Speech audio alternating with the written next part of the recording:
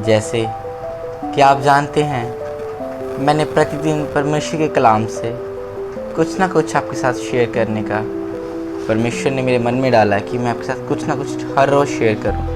और आज जो मैं आपके सामने शेयर कर रहा हूं प्रभु की दया से, वो मैं कर रहा हूं आपके सामने लूका 13 अध्याय की 6, 7, 8 और 9 आयत आपके सामने पढ़ूंगा, जो इस प्रकार है।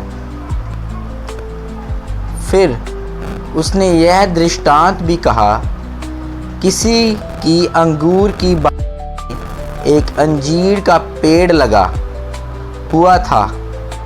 उसने उसमें फल ढूंढने आया, परंतु ना पाया। तब उसने बारी के रखने वाले से कहा, देख, 3 वर्ष मैंने इस अंजीर के पेड़ में फल ढूंढने आता हूँ, परंतु नहीं पाता। इसे काट डाल कि वह भूमि को भी क्यों रोके है। उसने उसको उत्तर दिया, हे स्वामी, इसे इस वर्ष और रहने दे कि मैं इससे चारों ओर खोदकर खाद डालूं। यदि आगे फल ना तो भला, नहीं तो काट डालना। हालेलुया। जब हम परमेश्वर का ये कलाम पढ़ते हैं तो परमेश्वर इस कलाम में हमें हर एक चीज़ बड़ी क्लैरिटी से बताते हैं कि ये बात उन विश्वासियों पे है जिनको 3 साल 4 साल हो गए हैं चर्च जाते हुए, और वो इस कलाम के माध्यम से पास्टर से बात कर रहे हैं कि इस पेड़, वो विश्वासी की बात कर रहे हैं कि इसको इतने साल हो गए हैं, ना तो ये फल दे रहा है, ना तो ये बढ़ रहा है, और इसमें कोई फल भी नहीं है।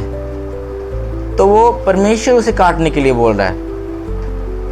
लेकिन जो हमारे पास्टर हैं वो कह रहे हैं कि परमेश्वर एक मौका और दे, ताकि मैं इसे खोद कर इसको अच्छे से खाद डालूं और फिर अगले समयों में ये फल देना शुरू करे। अगर नहीं दे तो उसे काट डाल। मेरे प्रियो, अगर हमें काफ़ी समय हो गया कि हम परमेश्वर के भवन में जाते हैं, सुनते हैं, लेकिन मानते नहीं, तो हम काटे जाएंगे। मेरे प्रियो, मैं भी ऐसा ही वृक्ष था जिसको 4 साल हो गए थे परमेश्वर के घर में जाते, कोई फल, कुछ फ्रूट बिल्कुल नहीं था। और परमेश्वर के आत्मा से मैं डेली मांगता था कि खुदा मुझे बदल, मुझे चेंज कर। वो प्रतिदिन मेरे मन में मुझे सुधरने के लिए बोलता था, लेकिन शैतान हर समय मेरे मन में आके मुझे भरमा जाता था। मैं एक दिन अच्छा, 2 दिन बुरा, 2 दिन अच्छा तो 3 दिन बुरा। मेरी ज़िंदगी एकदम डिस्टर्ब हो गई थी मेरे प्रियो।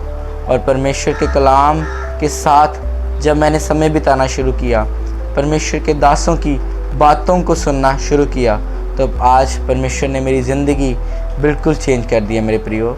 इसी तरह हमने कटने वाले पेड़ नहीं बनना, हमने फल देने वाले पेड़ बनना, ताकि जो परमेश्वर जब भी चर्च में विज़िट करे तो वो देखे कि हम फल देने वाले पेड़ बन चुके हैं, ना कि कटने वाले और आग में झोंके जाने वाले पेड़ ना बने। मेरे प्रियो, आज जो मैंने कलाम सुनाया, हमको इस पे गौर करना है, ताकि जो हम परमेश्वर के साथ अटैचमेंट में रहें और काटे ना जाएं, बढ़ने पाएँ। प्रियो, हमें मेहनत करने की ज़रूरत है परमेश्वर के नाम से। अगर हम नहीं कर पा रहे तो परमेश्वर से मांगें कि परमेश्वर हमें मेहनत करना सिखाए, परमेश्वर हमें बढ़ना सिखाए। वो सचमुच बढ़ाता है।